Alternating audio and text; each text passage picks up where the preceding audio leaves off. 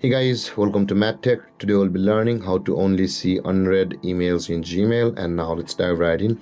Now to only see unread emails in Gmail, first open up your Gmail app on your phone. And after opening your Gmail app, guys, on this interface, let's let it load first.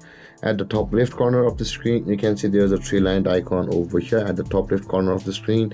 Tap on the three-lined icon at the top left corner of the screen, and this kind of panel will appear. Now we'll be required to scroll down a little bit until we can find the all mail option available for us over here just below the drafts.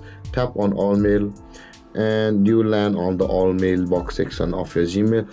And at the top of the screen, just below the search in mail, guys, you can see a lot of tabs over here where it says all mail, from, to, attachments. Slide it to the left and you will be able to find the is unread tab over here. Currently we are on the all mail tab. If you slide it to the left, there is the is unread. Tap on the is unread tab and all of your unread emails in Gmail will be over here. By this way or this process, guys, you will be able to see only unread emails in Gmail.